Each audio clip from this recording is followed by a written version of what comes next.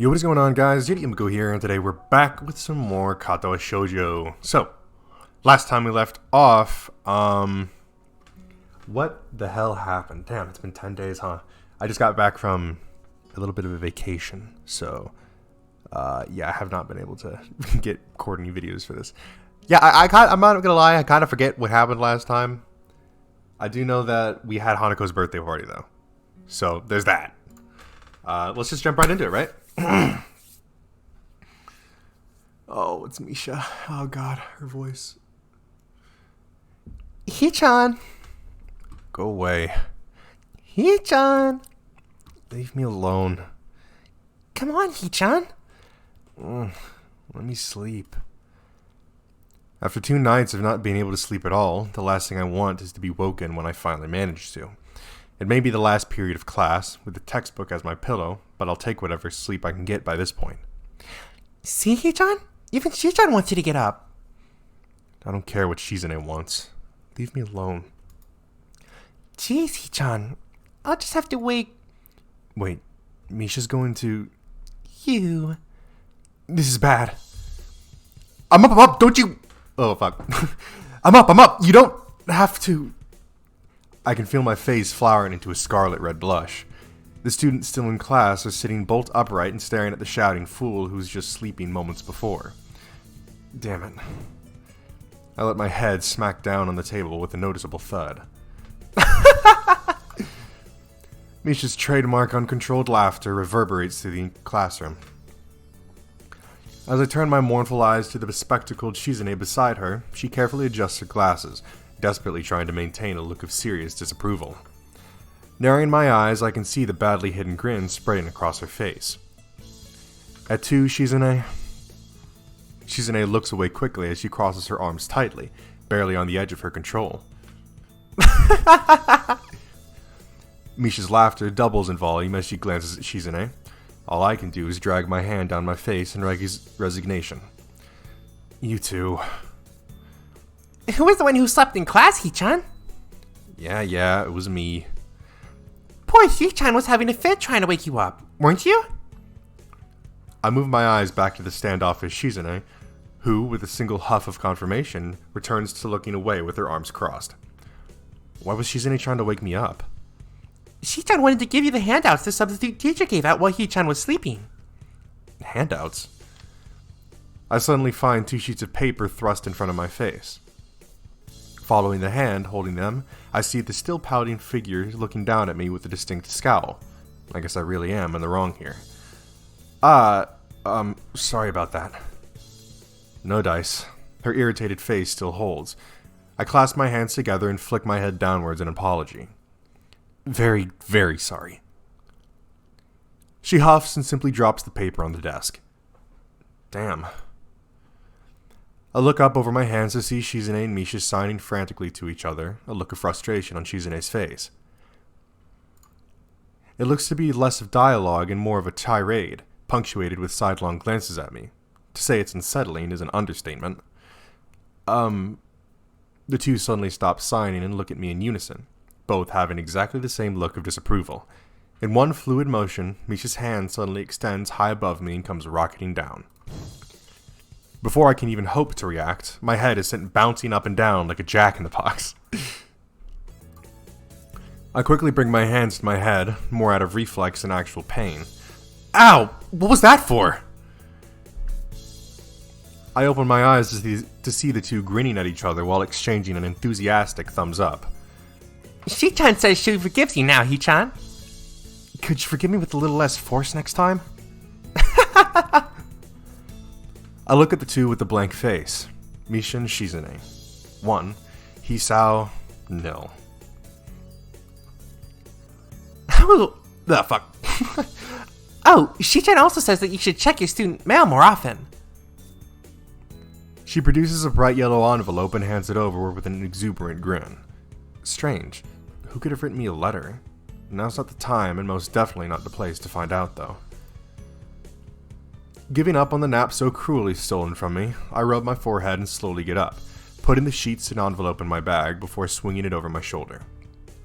I take a step back and move to depart with a small bow, while Misha clutches her sides laughing and she's in a nod back and a curt farewell. God, dude, Misha's voice, it's been so long since I've done it, I feel like. I join the flow of students exiting the open door and turn the corner into the hallway, only to end up face to face with Hanako. Whoa, hey Hanako. Good afternoon, Hisao. Silence falls between us as busily chatting students pass us by. She's fidgeting constantly, her eyes drawn to her rather unremarkable footwear. I take the bridge of my nose in my fingers while I blink my eyes heavily in an attempt to make things seem clearer. I'm barely staying awake as it is. Hanako, you want something. What is it? I wanted to give you this. She holds out a small rectangular piece of paper. I blink again to make out the text through barely open eyes, slowly starting to make out what's written. 2 eggs, 1 bread loaf, 1 whole grain cereal, and 1 thyme. Or thyme, I'm not sure how to say that. A shopping list? I look upwards, raising an eyebrow.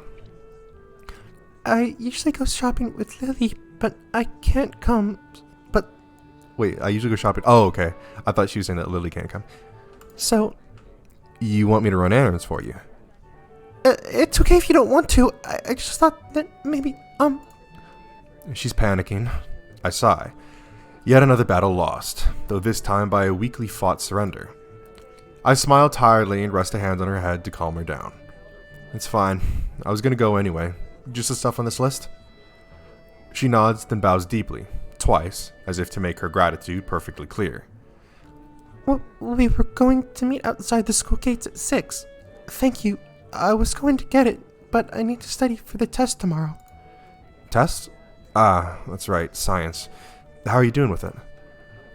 She brightens ever so slightly. I've been spending more time on it than before. I think I can do okay. Good work, then. She too starts smiling, and much more earnestly than I at that. I have full confidence that I can do fine in it without any extra studying, but the fact that she's putting in the effort instead of just reading it in the library is heartening. I'll grab your stuff and take it to your dorm in the evening. See ya. With a small wave, we part ways. I'll go do my homework before meeting Lily.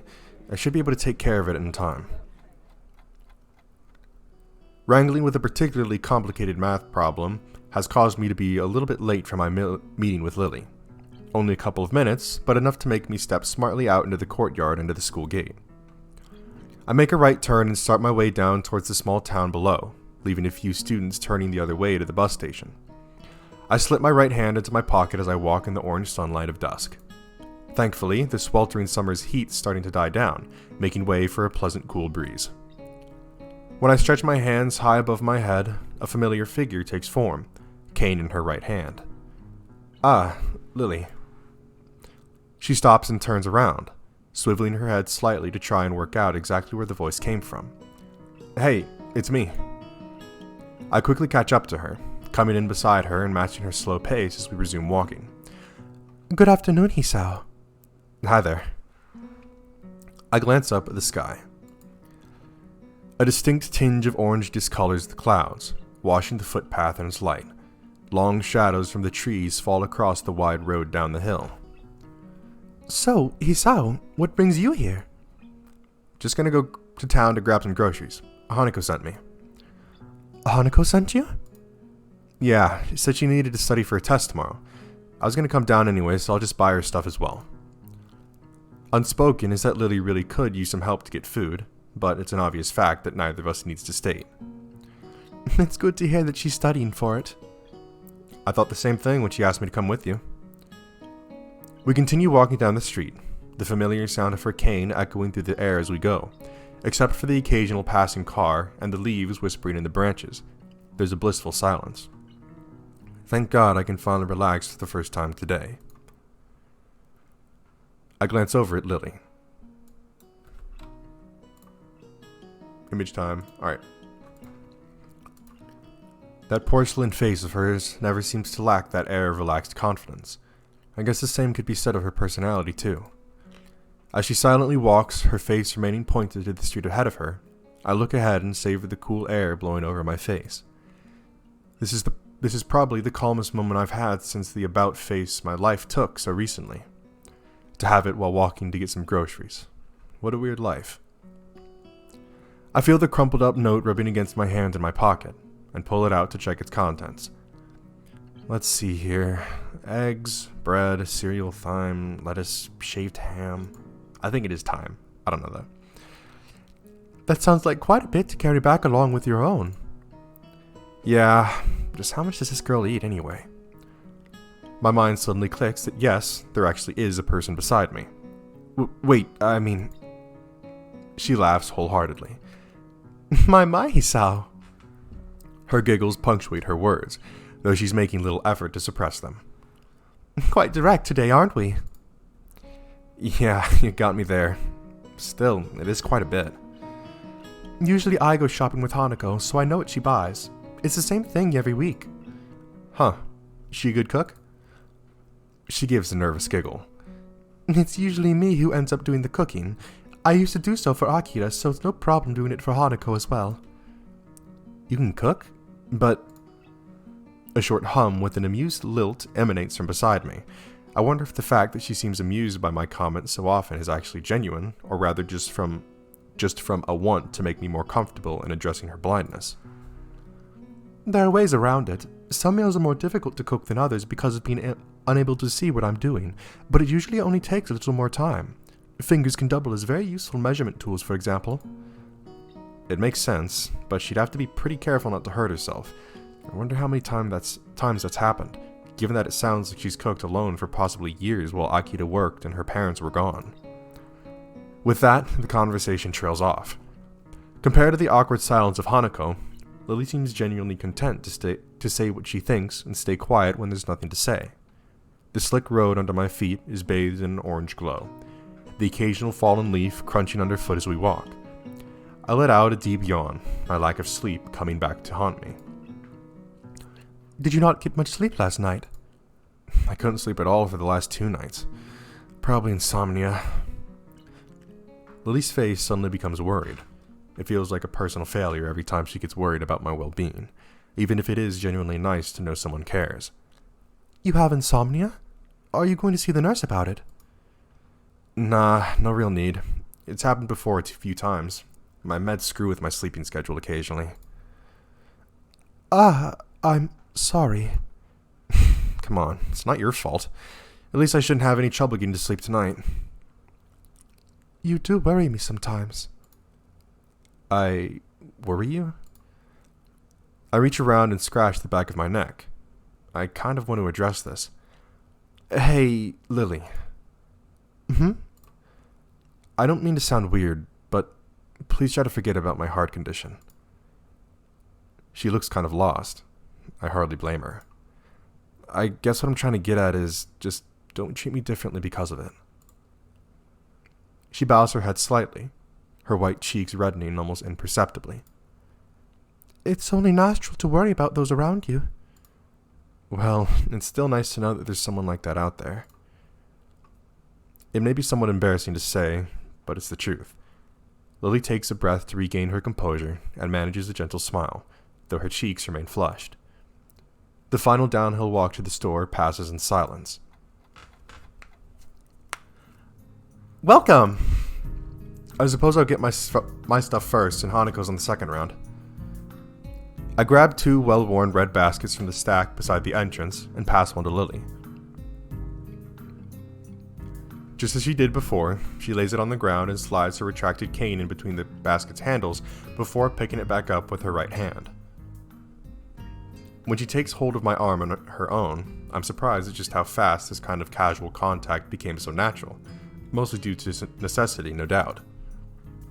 Shall we? Sure. While we navigate around the store, the odd person occasionally passing us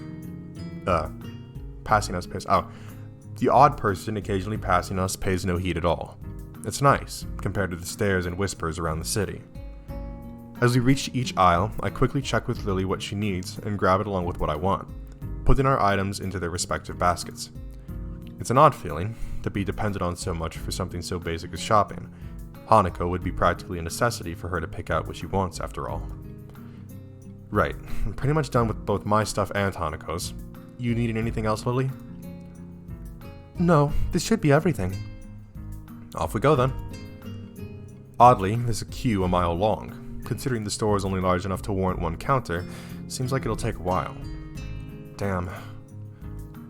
Lily gives an inquisitive look, unable to see the reason for my complaint. The queue's really long. Looks like we'll have to wait. How strange. Sharing the same mood of resignation, we reluctantly take our place at the end of the line. One person finishes, the line moves up. Another person finishes, the line moves up. By the time we finally reach the head of the line, I'm so close to dozing off that Lily has to gently pat me on my back for me to move up. Hisao! Hisao! Sorry. She gives a short sigh of consternation as I move up, getting the groceries for Hanako and me put into separate bags. Thank you. Please come again.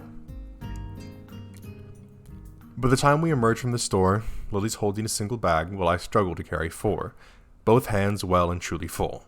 It's a lot of work, but thankfully the items in them are light. Even without looking skyward, it's obvious that a surprising amount of time's passed, the road outside being dark and lit by street lamps.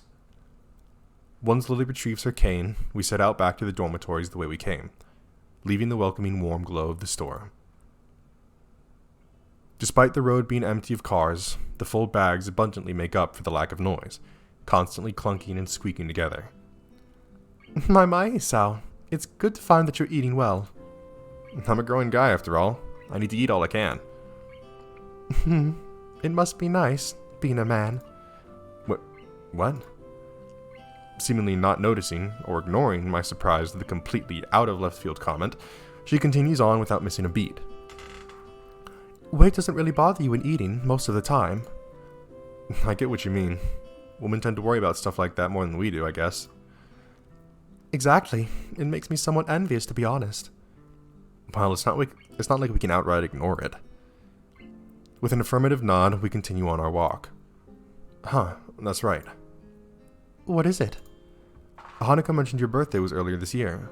Do anything special for it? She gives a long pause, lost in thought for a few seconds as she recalls the event. No, not really. It was just Hanako and me having a little party during the night after school. Your birthday's supposed to be a big event, you know? Sounds like a pretty lonely way to spend a birthday. Just her and Hanako staying overnight. Birthdays always felt like a family occasion for me. There were a time when, in spite of their full-time jobs, both my parents would make an effort to be there for the day, or at least for a party beforehand. It reminds me of how Lily mentioned she hadn't seen her family in such a long time, and even ended up moving away from Akira's house afterwards. But I guess it's the same in situations as mundane as these. Considering her inability to read the packaging, just getting groceries would be a pain without somebody else around. In the end, she just has Hanako and me, and Akira when she's off from work. Be that as it may, she still seems to have many more distant friends among the students, not to mention people like Yuko. It seems to be her own choice that there's such a separation between those who are close to her and those who she only socializes with.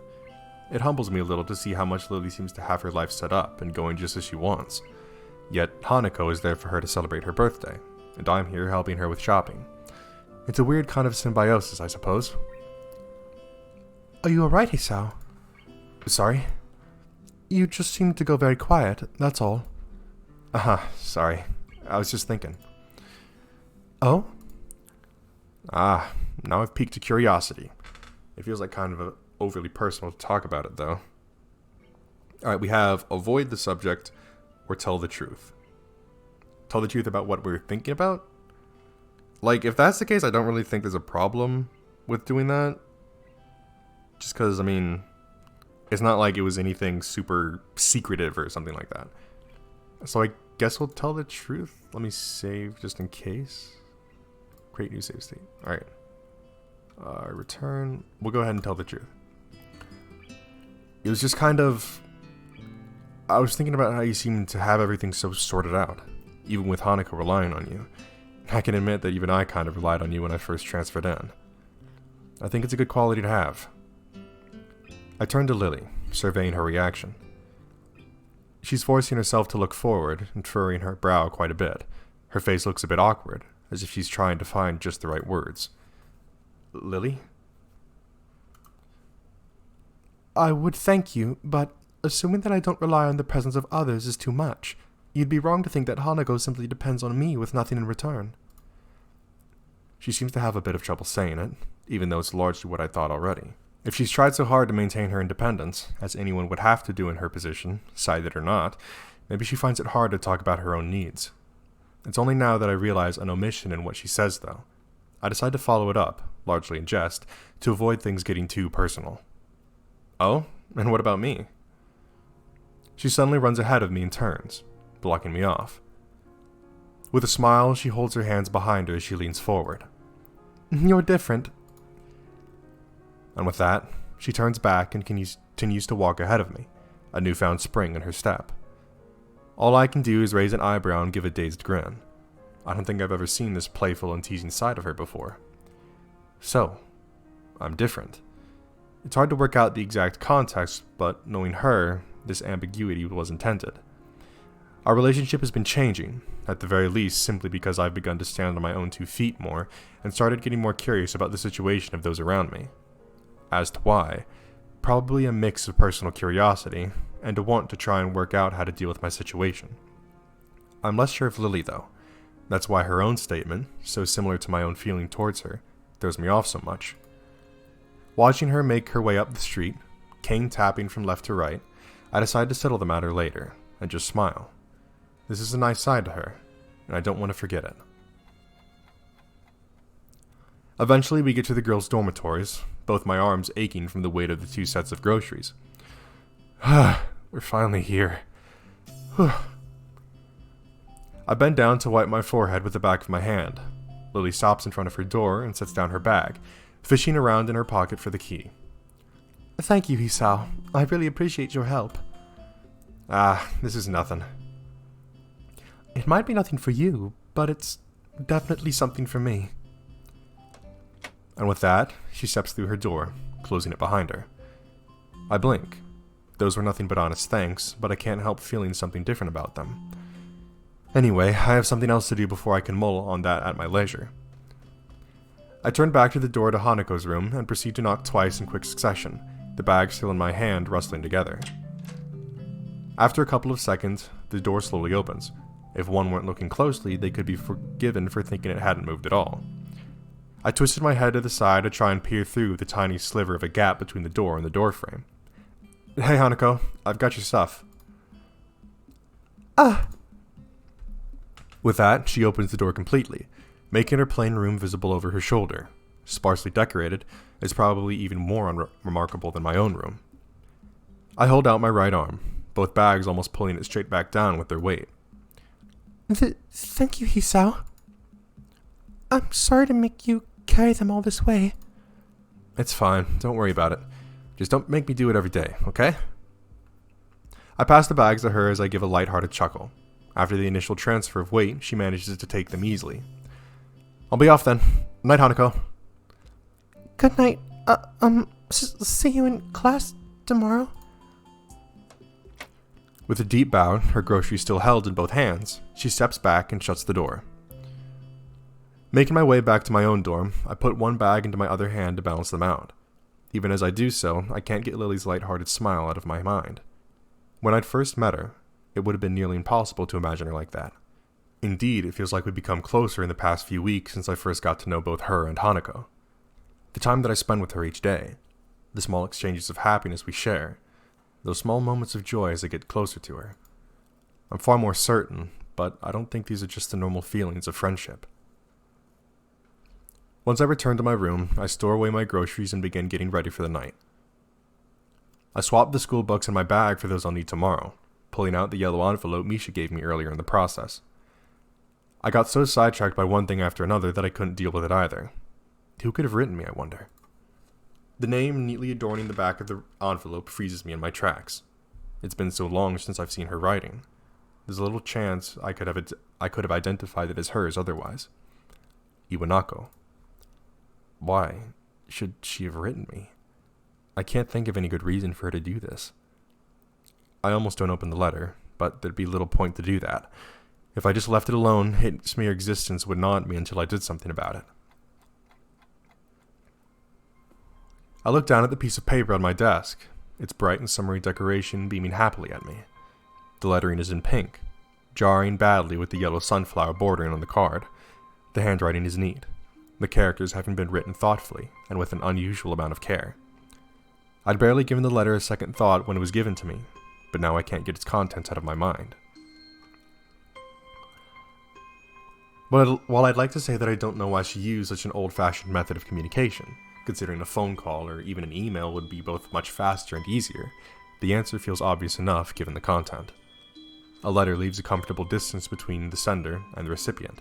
Unlike a phone, it doesn't require that you engage in conversation, and unlike email, there's less expectation of an immediate reply. Statements such as, "The third years seem to be very anxious about the final exams," and "It's so weird to think that we're already seniors, isn't it?" are just small talk. Small talk that could have been achieved by simply replying to any of the messages I'd sent her while in the hospital. The ending, though, is the true reason she sent this. The last couple of lines, added almost as an afterthought. "I wonder if we'll meet again. Perhaps it's for the best if we don't."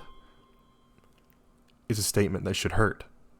I've always heard breakups are nasty stuff, but it feels like this is simply a reaffirmation of what we both already knew instead.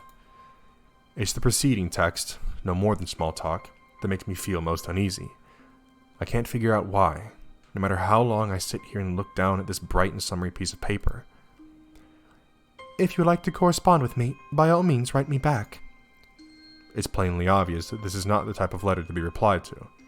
At the end, this letter is no more than a simple abdication of responsibility, a final statement to reassure herself that our relationship is over. As such, I find I have little problem in scrunching the letter and envelope into a ball and tossing it into the waste bin, ridding myself of its existence. I go to bed with mixed feelings, cheated out of a pleasant evening by this intruder from the past. Ironically, it takes a while before I can manage to sleep. Alright. We'll go a little bit further, and that was a fairly short little thing there. I sweat profusely, awaiting the dreaded moment. Each tick of the clock tenses my muscles that much more, every minute making more hairs stand on end. It's coming for me. I can feel it. Death. Death in the form of a single sheet of paper. I take the small pile of papers from the student in front of me and pass it backwards after plucking off the top piece. Looking to the top right of the page, I find my fears realized within that small red circle. 43. I hang my head and sigh in resignation, cursing under my breath. I can feel the aura of a similar sentiment rising from the entire class. It's strange, but that fact lifts my mood by a minuscule amount. Misery loves company, I suppose.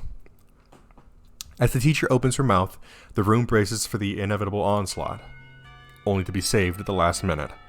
We quickly move to collect our bags and leave for lunch post-haste, but the teacher delivers a parting broadside. "We'll be discussing the test scores next lesson. Needless to say, there will be quite some discussion to be had." A collective groan resounds from the class, now reduced to shuffling out dejectedly. I push the sheet into my bag as I walk along the hallway, crumpling it in the process. It's enough that such a troublesome letter ended up on my desk yesterday, and now this. I hate English. "Hisao!" A stern female voice gruffly calls out from behind me. I freeze on the spot, my face becoming like stone. It's as if I can feel my brain disconnecting from my body. My eyes slowly shift right, trying to catch a glimpse of the disembodied voice. Nothing? My face begins to slip as time passes, and I decide to risk turning my head. Ever slowly, I twist it to the... Yeah! I jump into the air and drop my bag, yelling out in surprise. As I recover and regain my composure, I turn to see... I should have known. Emmy. Oh, it is Emmy. I fucking knew it. "Gotcha, Hisao." She stands there with a mischievous grin on her face, hands forward and fingers pointed inwards. She was the one who jabbed my ribs with her fingers. I look down at her with a grimace, rubbing my hair in frustration. There's no way to greet someone you know. You have no sense of humor.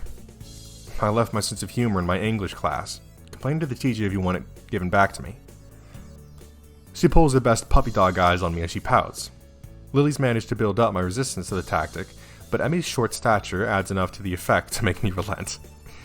So, how are things? I haven't seen you around for a while. Same old, same old. I run so fast, nobody wants to join me on my morning runs. It's a real pain. Her modesty never fails to amuse me. Although... Uh-oh. You know what I'm thinking, don't you, Hisao? Wearing my emotions on my sleeve is one of my worst habits. She's seen right through me. Fortunately, I see somebody else approaching us that will give me an out. Oh, hi, Hanako. I give her a welcoming wave, and try my best at looking like I haven't noticed Emmy's pouting face. She gives a small wave back. Hello, Hisao, Emmy. Hey, Hanako. I'll join you and Lily in a sec. Actually, speaking of lunchtime company, it's odd to see you without Ren, Emmy. Rin, my bad. Rin! Without a second word, she forgets all about us and bolts off up the hallway. She must have forgotten she was waiting for her. Hanako and I stand speechless, only able to helplessly stand and watch this ball of seemingly boundless energy dash off. Oh, yeah, Hisao. She suddenly stops herself just before vanishing around the corner to the rooftop staircase, spinning around to meet our bemused faces. I hate English too. And with that, she disappears. All I can do is hang my head and give a long sigh, thoroughly left in the dust. As I hear a short giggle coming from behind me, I turn to see Hanako smiling at the corner my attacker rounded. I pick up my dropped bag from the floor and quickly dust it off. Afternoon. Been busy? You don't like English? Oh, nah. I had a test on it a while back, and Emmy caught me brooding about the results. Sorry. She averts her gaze, guilt written onto her face. A casual observer would think she just accidentally reminded me of a dead relative. Come on, it's not your fault. How you doing in it? She looks up, though still avoids meeting my eyes. All right, I suppose. An awkward silence passes. They seem all too common around Hanako. Oh, Lily asked if you'd join us for lunch on the roof. I guess I don't exactly have any pressing engagements to attend to. Sure, I'll be right up. I'll go get my lunch from the cafeteria now, then. Go on. You don't need my approval to leave, you know. Okay, I'll be coming then. She gives a skittish reply, a small nod, and quickly makes off towards the cafeteria. I guess she must have forgotten to bring lunch today. As I walk through the hallways, more and more students start to come out of the classrooms and pass me, going in the same direction as Hanako went.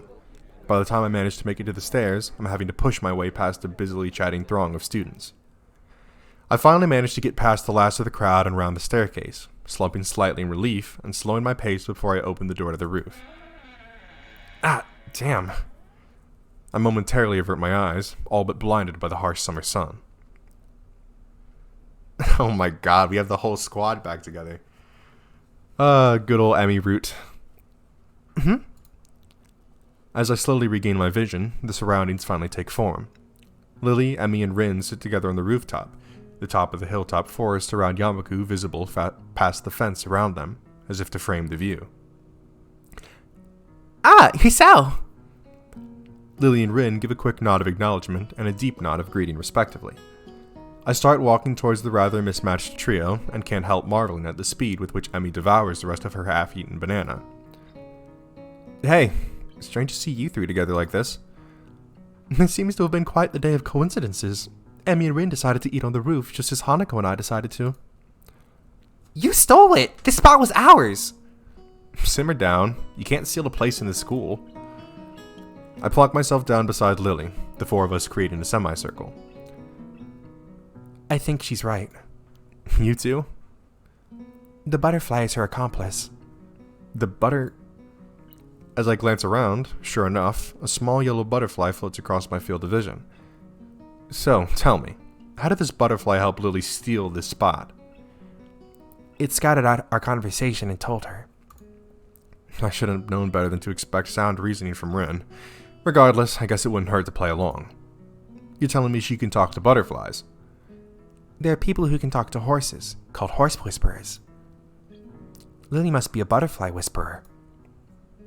I bury my head in my hands as Emmy rounds on her strange companion. She doesn't seem to share Rin's sense of humor. Whisperers don't work like that.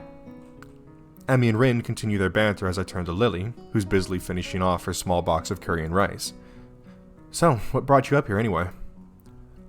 A little fresh air every now and again doesn't hurt. Ah! Emmy breaks off from her vain attempts to introduce the concept of logic to Rin. That was why we came up here too. Something tells me that it was her idea alone, and that Rin only got dragged up here on Emmy's whim. Then again, the same could probably be said of Lily and Hanako. Now, we can share. The creaking of the door to the roof can be heard as soon as she says the words. A moment of silence falls over us as everyone's attention focuses on the figure appearing from it. Hanako slowly walks over to us, her eyes pinned to the ground, and silently ruining the attention she's attracting. She tenses, just barely, when her eyes meet Rin's. I can't help raising an eyebrow as she walks over to us and sits down next to me, doing her utmost to avoid looking up as she brings her cafeteria bread to her mouth. So, how do you and Emmy know each other anyways? Emmy's somewhat well known around the school for her athletic ability. She's the fastest member of the track team and field club by some margin, even beating Miki Miura at the track meet last week. Miki Miura? That tanned girl from the front of my class. Considering her height and toned body, being able to beat her is quite an accomplishment. Looking over to Emmy, it's very clear that she's well aware of this fact. She beams proudly. So, Hisao, what was your score in English? Ouch. No comment. Boo. She puffs her cheeks out and pouts, but it doesn't take long for her to bounce back. Alright, if I tell you mine, you have to tell me yours. Deal? Fine. Okay, on the count of 3, we both say our results. 1, 2, 3. 32. Damn, we fucked her up.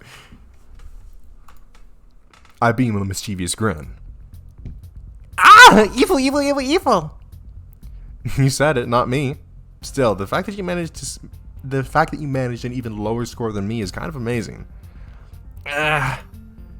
She looks and sounds like a small terrier growling at an intruder. I can't say it's the most threatening sight I've seen. Either way, scoring higher than 32 isn't something to boast about, much less scoring below it for any subject. Yes, Lily. Sorry, Lily. I could help you with your English if you'd like. It would be my pleasure to... No, that's fine, but I appreciate the thought, really. Lily looks slightly deflated, her hopes of imparting her knowledge dashed. Judging from the badly hidden laughter of the rest of us, neither she nor Emmy seem to have garnered too much pity. As I sit happily laughing, though, I feel my voice suddenly cut off as my chest clenches. I sit in silence for a few seconds, all my concentration forced on my heartbeat. It's only a small pain, but the ache feels like it's growing. Breathe deeply. I glance upward and try and keep at least some of my attention on my surroundings, to see Emmy suddenly freezing when she notices the expression of pain on my face out of the corner of her eye. Hey, Hisao, are you okay? Yeah, fine. I look back down and redouble my efforts to try and stay calm, clenching my fists to try and dull the pain. It takes a short time, but the pain, thankfully, begins to fade. When I look back up, there's only silence and pensive faces to be seen. I guess I better explain myself. Arrhythmia. I'm fine, it's just a heart flutter. Are you sure? Should we get you to the nurse? Taking her cue, Hanako quickly picks herself up and dashes to the door. Hanako, stop. Lily, I'm fine. You look like a wet, wrinkled tomato. Uh-huh. As I bring my hand to my forehead, I can feel the beads of sweat gathered on it and dab them off with my cuff. Thanks. I told you I'm fine. I'm just kind of fragile, I guess. The entire atmosphere has changed from one of gaiety to downcast faces, the situation being too awkward for anyone to know exactly how to react. And of course, the whole thing is thanks to me. It just had to happen now, around others. Oh, Emmy. She looks up, a box of juice halfway to her mouth. I haven't told you of my score yet, have I? Yeah, well, you're half foreign, so your score doesn't really count anyway. Lifting an eyebrow, I inquisitively turn to Lily. What was your test result anyway? She gives a cheeky grin. 100%. Perfect score. No way. All I can do is hang with my mouth open and wonder. Considering those tests are insane even for some native speakers, I can only imagine she's gone and done something like committing to mind part of the dictionary. A gift for rote memorization, maybe. That's... See, only someone part foreign could get a score that good. C. Lily and I grin at Emmy's expense, her reaction identical to mine when I'd first tripped on that little landmine. Lily's foreign ancestry does raise a point, though. Ah, that's right. You leave for Scotland, don't you? You leave tomorrow for Scotland, don't you? That's correct. Emmy heard some rumors about it. It seems word spreading quickly, considering I only told a friend in my class a couple of days ago. It must be nice to go halfway around the world on a holiday. Hey, could you buy me something while you're there? Don't be too shy now. Lily gives a lighthearted giggle, evidently fully expecting Emmy's bluntness. The rest of the lunch continues much the same as before, the jauntiness from before my heart flutter thankfully returning in full. As everyone files off the appropriate farewells, only Lily and I are left. I'm sorry, man, I'm tripping over my words today. Hey, Lily. She packs the last of her things into her bag and clips it shut, before perking her head up slightly. Excuse me. Thanks for breaking the silence back there. I kind of wanted to stop it, but didn't really know how to. As much as I'd like to sound less morose about it, the letter from yesterday, screwing up a test so badly in class, and now my heart makes things very hard indeed. She gives an indulgent smile and nods. I hope she hasn't picked up on it, but knowing her, it's unlikely that she hasn't. Emmy's strong, but only human. We do worry about you, Hisao. Hold on, why should I worry you? Her smiling face collapses, becoming uncomfortably serious. Hisao, we're not ignorant of your situation. Unlike... She suddenly cuts herself short, unsure of whether she should say what she intends to. I give a weak smile and rest my hand on her shoulder. Don't. It's enough that I worry about it. I don't want you at all to have to shoulder my burden. But... If you all worry about it, I have to worry about your worrying. If that makes sense. I'm fine, okay? For a moment, she looks to be lost in thought, carefully pondering how to react. Hisao, do you have any paper left from your youth packaging? I think so. I'll just check. I rummage around in my bag for the leftovers from lunch, eventually finding a paper square from my sandwich's packaging. My eyebrow raised and my expression rather quizzical, I gently place the square into Lily's hand. Without another word, she brings her fingers around it to feel out its edges. This should be large enough. With both of us seated on the roof, the minutes to the lesson ticking away, she proceeds to lay the thin item on the ground and begin working in earnest. Wrapped in silence, I watch her fingers move about on the small square with amazing dexterity. A small fold here, a larger fold there, her fingertips keeping a slow but sure pace. Looking up, her expression is calm and placid. The fact that her face is pointed well above the sheet in front of her makes the sight of her work all the more curious. Her shoulders slump a bit after finishing one final fold, her work apparently done. It's only when she holds the item up in her hands that I realize what it is.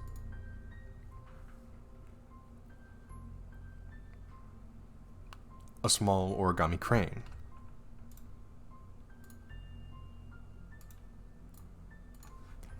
Light brown thanks to the packaging used. The result looks quite delicate and precise. You can do origami? I taught myself how to do it when I was younger.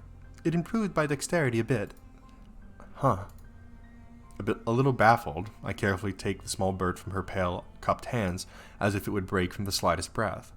It seems to be folded quite well, and holds its shape easily. We both grab our bags and head out the door, Lily extending her cane as she does so.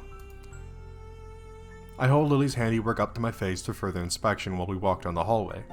her hand running along the silver handrails for orientation.